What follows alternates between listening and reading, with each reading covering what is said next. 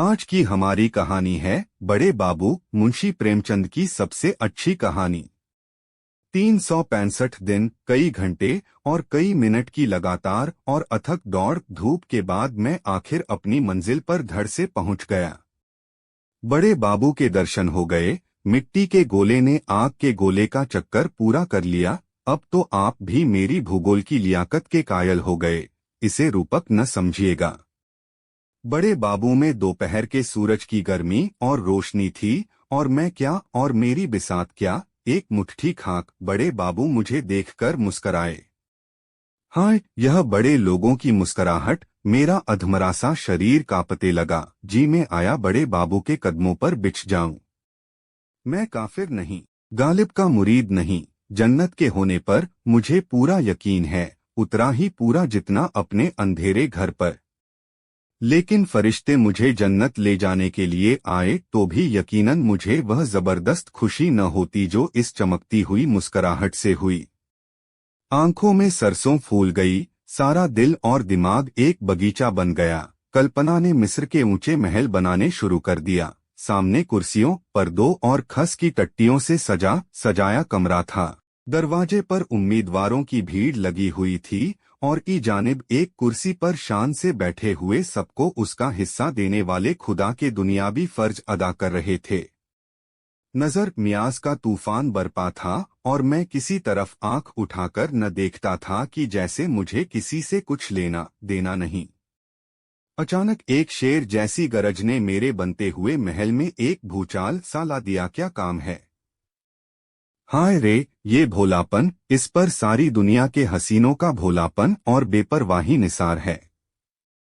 इस ड्योढ़ी पर माथा रगड़ते रगड़ते 365 दिन, कई घंटे और कई मिनट गुजर गए। चौखट का पत्थर घिसकर जमीन से मिल गया। ईदू बिसाती की दुकान के आधे खिलौने और गोवर्धन हलवाई की आधी दुकान इसी ड्योढ़ी की भेंट चढ़ गई, और मुझसे आज सवाल होता है, क्या काम है? मगर नहीं, यह मेरी ज्यादती है, सरासर जुल्म, जो दिमाग बड़े बड़े मुल्की और माली तमद्दुनी मसलों में दिन रात लगा रहता है। जो दिमाग डॉक्यूमेंटों, सर्कुलरों, परवानों, हुक्मनामों, नक्शों वगैरह के बोझ से दबा जा रहा हो, उसके नजदीक मुझ जैसे खाक के पुतले की हस्ती ही क्या। मच्छर अपने को चाहे हाथी समझ ले, पर बैल के सींग को उसकी क्या खबर। मैंने दबी जबान में कहा, हुजूर की कदमबोसी के लिए हाजिर हुआ। बड़े बाबू गरजे, क्या काम है? अब की बार मेरे रोए खड़े हो गए। खुदा के फजल से लहीम शहीम आदमी हूँ। जिन दिनों कॉलेज में था, मेरे डील डॉल और मेरी बहादुरी और दिलेरी की धूम थी। हॉकी टीम का कप्तान, फुटबॉल टीम का नायब कप्तान और क्रिकेट का जनरल था। कितने ही गोरों के जिस्म पर अब भी मेरी बहादुरी के दाग बाकी होंगे। मुमकिन है दो चार अब भी बैसाखियां लिए चलते या रेंगते हों। बम्बई क्रॉनिकल और टाइम्स में मेरे गेंदों की धूम थी, मगर इस वक्त बाबू साहब की गरज सुनकर मेरा शरीर कांपने लगा। कांपते हुए बोला, हुजूर की कदमबोसी के लिए हाजिर हुआ। बड़े बाबू ने अपना स्लीपरदार पैर मेरी तरफ बढ़ाकर कहा, शौक से लीजिए, यह कदम हाजिर है। जितने बोसे चाहे लीजिए, बेहिसाब मामले हैं। मुझसे कसम ले लीजिए जो मैं गिनूं। जब तक आपका मुंह न थक जाए, लिए जाइए। मेरे लिए इससे बढ़कर खुशनसीबी का क्या मौका होगा। औरों को जो बात बड़े जप तप, बड़े संयम व्रत से मिलती है, वह मुझे बैठे बिठाए बगैर हड़ फिटकरी लगाए हासिल हो गई। वल्लाह, हूँ मैं भी खुशनसीब। आप अपने दोस्त अहबाब, आत्मीय स्वजन जो हों, उन सबको लाएं तो और भी अच्छा। मेरे यहाँ सबको छूट है। हंसी के पर्दे में यह जो जुल्म बड़े बाबू कर रहे थे, उस पर शायद अपने दिल में उनको नाज हो, इस मनहूस तकदीर का बुरा हो जो इस दरवाजे का भिखारी बनाए हुए हैं। जी में तो आया कि हजरत के बढ़े हुए पैर को खींच लूं और आपको जिंदगी भर के लिए सबक दे दूं कि बदनसीबों से दिल लगी करने का यह मजा है, मगर बदनसीबी अगर दिल पर जबर न कराए, जिल्लत का एहसास न पैदा करे, तो वह बदनसीबी क्यों कहलाए। मैं भी एक जमाने में इसी तरह लोगों को तकलीफ पहुंचाकर हंसता था। उस वक्त इन बड़े बाबुओं की मेरी निगाह में कोई हस्ती न थी। कितने ही बड़े बाबुओं को रुलाकर छोड़ दिया, कोई ऐसा प्रोफेसर न था जिसका चेहरा मेरी सूरत देखते ही पीला न पड़ जाता हो। हजार हजार रुपया पाने वाले प्रोफेसरों की मुझसे कोर दबकी थी। ऐसे क्लर्कों को मैं समझता ही क्या था, लेकिन अब वह जमाना कहाँ। दिल में पछताया कि नाहक कदम बोसी का लफ्ज जबान पर लाया, मगर अपनी बात कहना जरूरी था। मैं पक्का इरादा करके आया था कि उस ड्योढ़ी से आज कुछ लेकर ही उठूंगा। मेरे धीरज और बड़े बाबू के इस तरह जानबूझकर अनजान बनने में रस्साक्षी थी। दबी ज़बान से बोला, हुजूर ग्रेजुएट हूँ। शुक्र है, हजार शुक्र हैं। बड़े बाबू हंसे, जैसे हांडी उबल पड़ी हो। वह गरज और वह करख्त आवाज न थी। मेरा माथा रगड़ना आखिर कहाँ तक असर न करता। शायद असर को मेरी दुआ से दुश्मनी नहीं, मेरे कान बड़ी बेकरारी से वे लफ्ज सुनने के लिए बेचैन हो रहे थे जिनसे मेरी रूह को खुशी होगी। मगर आह, जितनी मायूसी इन कानों को हुई है उतनी शायद पहाड़ खोदने वाले फरहाद को भी न हुई होगी। वह मुस्कुराहट न थी, मेरी तकदीर की हंसी थी। हुजूर ने फरमाया, बड़ी खुशी की बात है। मुल्क और कौम के लिए इससे ज्यादा खुशी की बात और क्या हो सकती है। मेरी दिली तमन्ना है, मुल्क का हर एक नौजवान ग्रेजुएट हो जाए। ये ग्रेजुएट जिंदगी के जिस मैदान में जाए उस मैदान को तरक्की ही देगा। मुल्की, माली, तमद्दुनी, मजहबी गर्ज की हर एक किस्म की तहरीक का जन्म और तरक्की ग्रेजुएटों ही पर मुनहसर है। अगर मुल्क में ग्रेजुएटों का यह अफसोसनाक अकाल न होता तो असहयोग की तहरीक क्यों इतनी जल्दी मुर्दा हो जाती। क्यों बने हुए रंगे सियार, दगाबाज जरपस्त लीडरों को डाकेजनी के ऐसे मौके मिलते। तबलीग क्यों मुबल्लिगे अलैहिस्सलाम की इल्लत बनती। ग्रेजुएट में सच और झूठ की परख, निगाह का फैलाव और जांचने तोलने की काबिलियत होना जरूरी बात है। मेरी आंखें तो ग्रेजुएटों को देखकर नशे के दर्जे तक खुशी से भर उठती हैं। आप भी खुदा के फजल से अपनी किस्म की बहुत अच्छी मिसाल हैं, बिल्कुल अप टू डेट। यह शेरवानी तो बरकत एंड को की दुकान की सिली हुई होगी, जूते भी डासन के हैं, क्यों न हो। आप लोगों ने कौम की जिंदगी के मयार को बहुत ऊंचा बना दिया है और अब वह बहुत जल्द अपनी मंजिल पर पहुंचेगी। ब्लैकबर्ड पेन भी है, वेस्ट एंड की रिस्टवॉच भी है। बेशक अब कौमी बेड़े को ख्वाजा खिजर की जरूरत भी नहीं, वह उनकी मिन्नत न करेगा। हाय तकदीर और वाय तकदीर। अगर जानता कि यह शेरवानी और फाउंटेन पेन और रिस्टवाज यूं मजाक का निशाना बनेगी तो दोस्तों का एहसान क्यों लेता। नमाज बख्शवाने आया था, रोजे गले पड़े, किताबों में पढ़ा था। गरीबी की हुलिया ऐलान है अपनी नाकामी का, न्योता देना है अपनी जिल्लत को, तजुर्बा भी यही कहता था।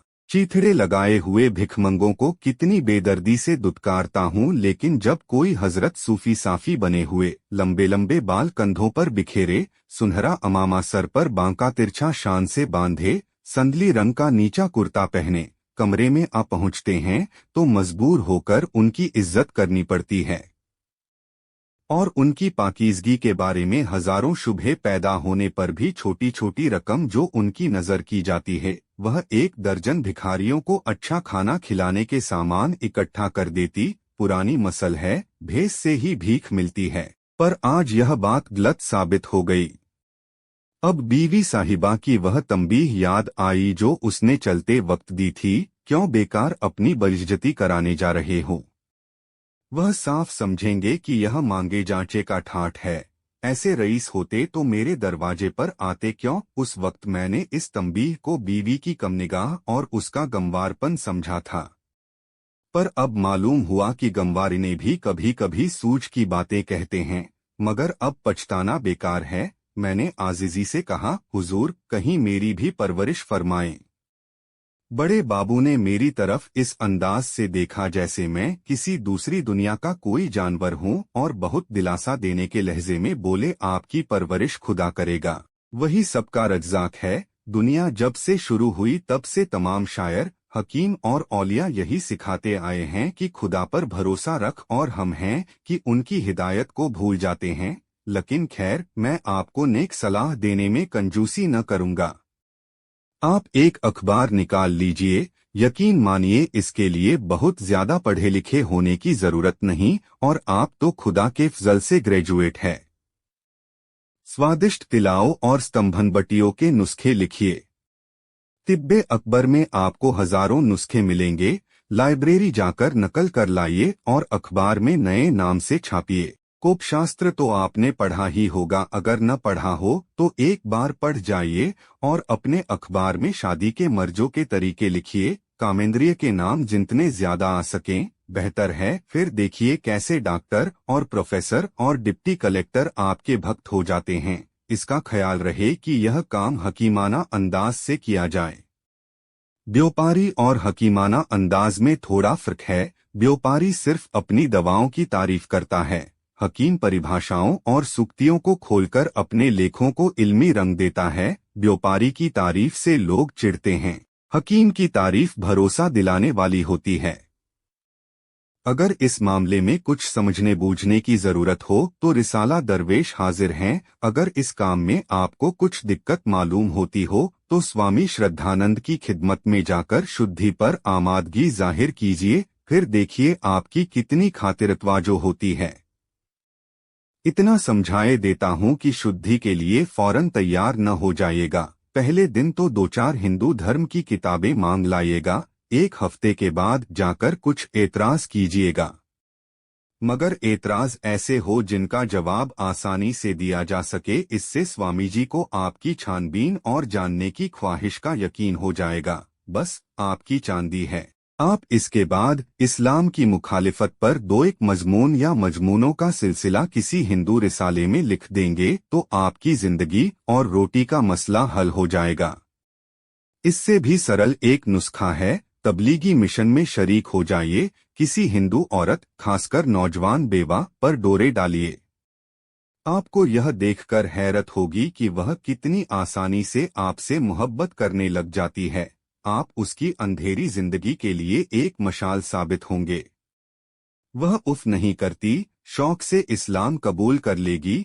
बस अब आप शहीदों में दाखिल हो गए। अगर जरा एहतियात से काम करते रहें तो आपकी जिंदगी बड़े चैन से गुजरेगी। एक ही खेवे में दीनों दुनिया दोनों ही पार हैं। जनाब लीडर बन जाएंगे वल्लाह। एक हफ्ते में आपका शुमार नामी ग्रामी लोगों में होने लगेगा। दीन के सच्चे पैरोकार, हजारों सीधे सादे मुसलमान आपको दीन की डूबती हुई किश्ती का मल्लाह समझेंगे। फिर खुदा के सिवा और किसी को खबर न होगी कि आपके हाथ क्या आता है और वह कहाँ जाता है। और खुदा कभी राज नहीं खोला करता, यह आप जानते ही हैं। ताज्जुब है कि इन मौकों पर आपकी निगाह क्यों नहीं जाती। मैं तो बुढ़ा हो गया और अब कोई नया काम नहीं सीख सकता, वरना इस वक्त लीडरों का लीडर होता। इस आग की लपट जैसे मजाक ने जिस्म में शोले पैदा कर दिए। आंखों से चिंगारियां निकलने लगीं। धीरज हाथ से छूटा जा रहा था। मगर कहरे दरवेश बर जाने दरवेश, भिखारी का गुस्सा अपनी जान पर के मुताबिक सर झुकाकर खड़ा रहा। जितनी दलीलें दिमाग में कई दिनों से चुन चुन कर रखी थीं, सब धरी रह गईं। बहुत सोचने पर भी कोई नया पहलू ध्यान में न आया। यो खुदा के फजल से बेवकूफ या कुंदजेहन नहीं हूँ, अच्छा दिमाग पाया है। इतने सोच विचार से कोई अच्छी सी गजल हो जाती, पर तबीयत ही तो है न लड़ी। इत्तफाक से जेब में हाथ डाला तो अचानक याद आ गया कि सिफारिशी खतों का एक पोथा भी साथ लाया हूँ। रोब का दिमाग पर क्या असर पड़ता है, इसका आज तजुर्बा हो गया। उम्मीद से चेहरा फूल की तरह खिल उठा। खतों का पुलिंदा हाथ में लेकर बोला, हुजूर, यह चंद खत हैं, इन्हें मुलाहिजा फरमा लें। बड़े बाबू ने बंडल लेकर मेज पर रख दिया और उस पर एक उड़ती हुई नजर डालकर बोले, आपने अब तक इन मोतियों को क्यों छिपा रखा था। मेरे दिल में उम्मीद की खुशी का एक हंगामा बरपा हो गया। जबान जो बंद थी खुल गई। उमंग से बोला, हुजूर की शान शौकत ने मुझ पर इतना रोब डाल दिया और कुछ ऐसा जादू कर दिया कि मुझे इन खतों की याद न रही। हुजूर से मैं बिना नमक मिर्च लगाए सच सच कहता हूँ कि मैंने इनके लिए किसी तरह की कोशिश या सिफारिश नहीं पहुँचाई, किसी तरह की दौड़ भाग नहीं की। बड़े बाबू ने मुस्कराकर कहा, अगर आप इनके लिए ज्यादा से ज्यादा दौड़ भाग करने में भी अपनी ताकत खर्च करते तो भी मैं आपको इसके लिए बुरा भला न कहता। आप बेशक बड़े खुशनसीब हैं कि यह नायाब चीज आपको बेमांग मिल गई। इसे जिंदगी के सफर का पासपोर्ट समझिए। वाह, आपको खुदा के फजल से एक से एक कदरदान नसीब हुए। आप जहीन हैं, सीधे सच्चे हैं, बेलौस हैं, फरमाबरदार है। ओफ़, आपके गुणों की तो कोई इंतहा ही नहीं है। कसम खुदा की, आप में तो तमाम भीतरी और बाहरी कमाल भरे हुए हैं। आप में सूझबूझ, गंभीरता, सच्चाई, चौकसी, कुलीनता, शराफत, बहादुरी, सभी गुण मौजूद हैं। आप तो नुमाइश में रखे जाने के काबिल मालूम होते हैं कि दुनिया आपको हैरत की निगाह से देखे तो दांतों तले उंगली दबाए। आज किसी भले का मुंह देखकर उठा था कि आप जैसे पाकीज़ा आदमी के दर्शन हुए। यह वे गुण हैं जो जिंदगी के हर एक मैदान में आपको शोहरत की चोटी तक पहुंचा सकते हैं। सरकारी नौकरी आप जैसे गुणियों की शान के काबिल नहीं। आपको यह कब गवारा होगा? इस दायरे में आते ही आदमी बिल्कुल जानवर बन जाता है। बोलिए, आप इसे मंजूर कर सकते हैं? हरगिज नहीं। मैंने डरते डरते कहा, जनाब, जरा इन लफ्जों को खोलकर समझा दीजिए। आदमी के जानवर बन जाने से आपकी क्या मंशा है? बड़े बाबू ने त्योरी चढ़ाते हुए कहा, या तो कोई पेचीदा बात न थी जिसका मतलब खोलकर बतलाने की जरूरत हो, तब तो मुझे बात करने के अपने ढंग में कुछ तरमीम करनी पड़ेगी। इस दायरे के उम्मीदवारों के लिए सबसे जरूरी और लाजिमी सिफत सूझबूझ है। मैं नहीं कह सकता कि मैं जो कुछ कहना चाहता हूँ वह इस लफ्ज से अदा होता है या नहीं। इसका अंग्रेजी लफ्ज है इंट्यूशन, इशारे के असली मतलब को समझना। मसलन अगर सरकार बहादुर यानी हाकिम जिला को शिकायत हो कि आपके इलाके में इनकम टैक्स कम वसूल होता है, तो आपका फर्ज है कि उसमें अंधाधुंध इजाफा करें, आमदनी की परवाह न करें। आमदनी का बढ़ना आपकी सूझबूझ पर मुनहसर है। एक हल्की सी धमकी काम कर जाएगी और इनकम टैक्स दुगुना तिगुना हो जाएगा। यकीनन आपको इस तरह अपना ज़मीर अंतकरण बेचना गवारा न होगा। मैंने समझ लिया कि मेरा इम्तहान हो रहा है। आशिकों जैसे जोश और सरगर्मी से बोला, मैं तो इसे ज़मीर बेचना नहीं समझता। यह तो नमक का हक है। मेरा ज़मीर इतना नाजुक नहीं है। बड़े बाबू ने मेरी तरफ गर्दानी की निगाह से देखकर कहा, शाबाश, मुझे तुमसे ऐसे ही जवाब की उम्मीद थी। आप मुझे होनहार मालूम होते हैं, लेकिन शायद यह दूसरी शर्त आपको मंजूर न हो। इस दायरे के मुरीदों के लिए दूसरी शर्त यह है कि वह अपने को भूल जाएं। कुछ आया आपकी समझ में? मैंने दबी जबान में कहा, जनाब को तकलीफ तो होगी, मगर जरा फिर इसको खोलकर बतला दीजिए। बड़े बाबू ने त्योरियों पर बल देते हुए कहा, जनाब, यह बार बार का समझाना मुझे बुरा मालूम होता है। मैं इससे ज्यादा आसान तरीके पर ख्यालों को जाहिर नहीं कर सकता। अपने को भूल जाना बहुत ही आम मुहावरा है। अपनी खुदी को मिटा देना, अपनी शख्सियत को फना कर देना, अपनी पर्सनालिटी को खत्म कर देना। आपकी वज़ाकज़ा से, आपके बोलने बात करने के ढंग से, आपके तौर तरीकों से आपकी हिंदियत मिट जानी चाहिए। आपके मजहबी, अखलाकी और तमद्दुनी असरों का बिल्कुल गायब हो जाना जरूर है। मुझे आपके चेहरे से मालूम हो रहा है कि इस समझाने पर भी आप मेरा मतलब नहीं समझ सके। सुनिए, आप गालिबन मुसलमान हैं, शायद आप अपने अकीदों में बहुत पक्के भी हों। आप नमाज और रोजे के पाबंद हैं।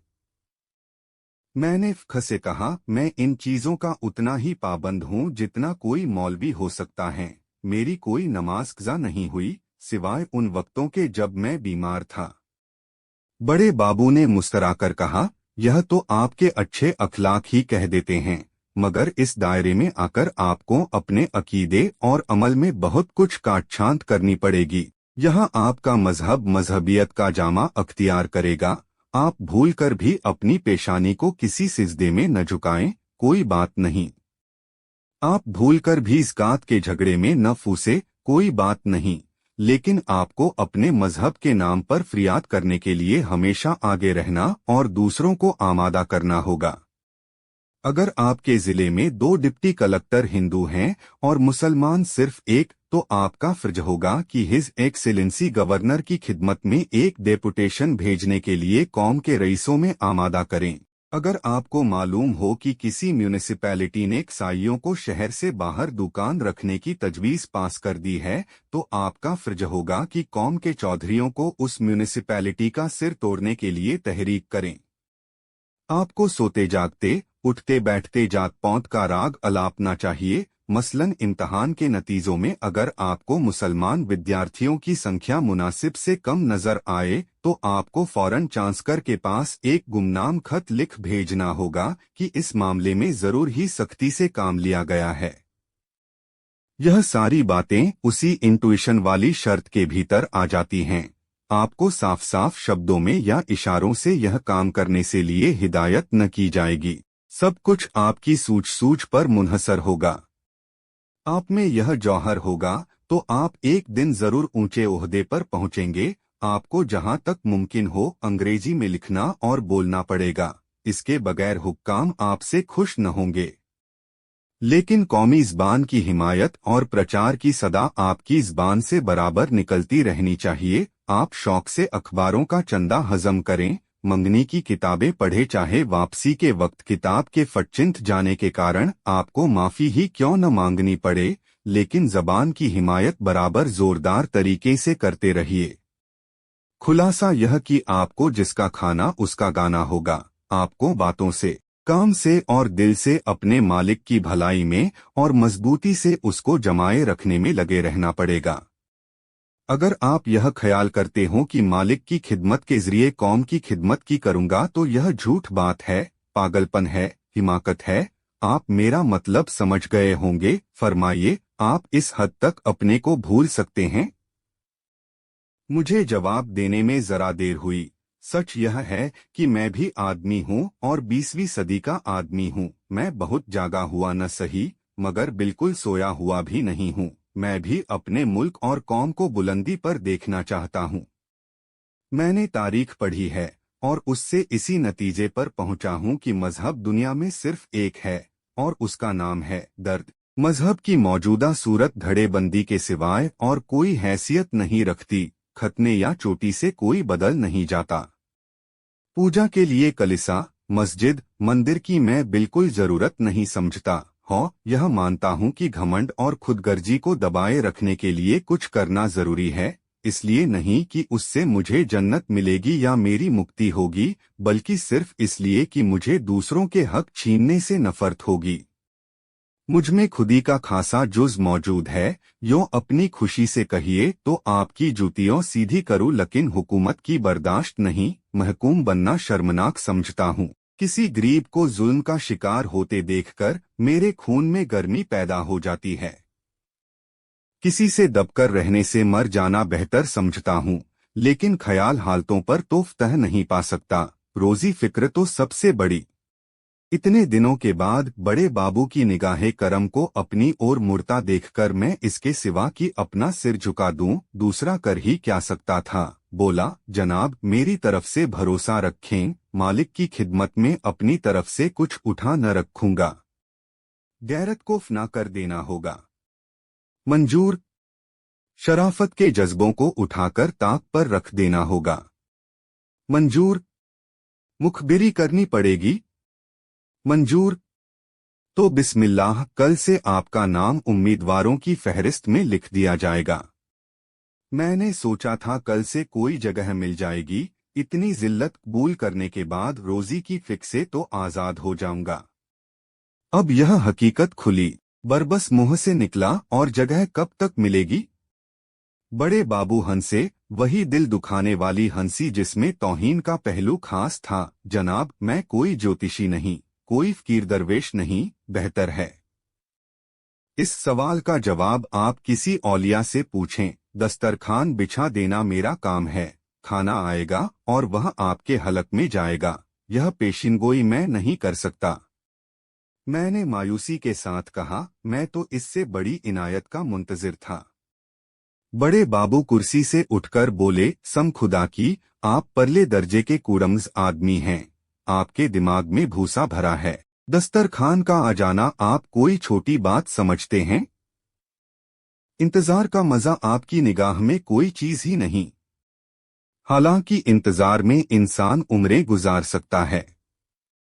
अमलों से आपका परिचय हो जाएगा, मामले बिठाने, सौदे पटाने के सुनहरे मौके हाथ आएंगे। हुक्काम के लड़के पढ़ाइए, अगर गंडे तावीज का फन सीख लीजिए तो आपके हक में बहुत मुफीद हो। कुछ हकीमी भी सीख लीजिए।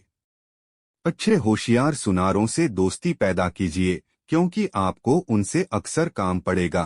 हुक्काम की औरतें आप ही के मार्फत अपनी जरूरतें पूरी कराएंगी।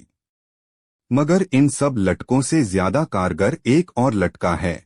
अगर वह हुनर आप में है तो यकीनन आपके इंतजार की मुद्दत बहुत कुछ कम हो सकती है। आप बड़े बड़े हाकिमों के लिए तफरीह का सामान जुटा सकते हैं। बड़े बाबू मेरी तरफ कनखियों से देखकर मुस्कराए। तफरीह के सामान से उनका क्या मतलब है, यह मैं न समझ सका। मगर पूछते हुए भी डर लगता था कि कहीं बड़े बाबू बिगड़ न जाएं और फिर मामला खराब हो जाए। एक बेचैनी किसी हालत में जमीन की तरफ ताकने लगा। बड़े बाबू ताड़ तो गए कि इसकी समझ में मेरी बात न आई, लेकिन अब की उनकी त्योरियों पर बल नहीं पड़े, नहीं उनके लहजे में हमदर्दी की झलक फरमाई। यह तो गैरमुमकिन है कि आपने बाजार की सैर न की हो। मैंने शर्माते हुए कहा, नहीं हुजूर, बंदा इस कूचे को बिल्कुल नहीं जानता। बड़े बाबू, तो आपको इस कूचे की खाक छाननी पड़ेगी। हाकिम भी आंख कान रखते हैं। दिन भर की दिमागी थकन के बाद स्वभावतः रात को उनकी तबीयत तफरीह की तरफ झुकती है। अगर आप उनके लिए आंखों को अच्छा लगने वाले रूप और कानों को भाने वाले संगीत का इंतजाम सस्ते दामों कर सकते हैं या कर सकें तो। मैंने किसी कदर तेज होकर कहा, आपका कहने का मतलब यह है कि मुझे रूप की मंडी की दलाली करनी पड़ेगी? बड़े बाबू, तो आप तेज क्यों होते हैं? अगर अब तक इतनी छोटी सी बात आप नहीं समझे तो यह मेरा कसूर है या आपकी अक्ल का? मेरे जिस्म में आग लग गई। जी में आया कि बड़े बाबू को जुजुत्सु के दो चार हाथ दिखाऊं, मगर घर की बैसरो सामानी का ख्याल आ गया। बीवी की इंतजार करती हुई आंखें और बच्चों की भूखी सूरतें याद आ गईं। जिल्लत का एक दरिया हलक से नीचे ढकेलते हुए बोला, जी नहीं, मैं तेज नहीं हुआ था। ऐसी बेअदबी मुझसे नहीं हो सकती। आंखों में आंसू भरकर जरूरत ने मेरी गैरत को मिटा दिया है। आप मेरा नाम उम्मीदवारों में दर्ज कर दें। हालात मुझसे जो कुछ कराएंगे वह सब करूंगा और मरते दम तक आपका एहसानमंद रहूंगा। उम्मीद करते हैं आपको यह वीडियो अच्छी लगी होगी। धन्यवाद आपका। वीडियो पसंद आई हो तो लाइक और शेयर कर दीजिएगा।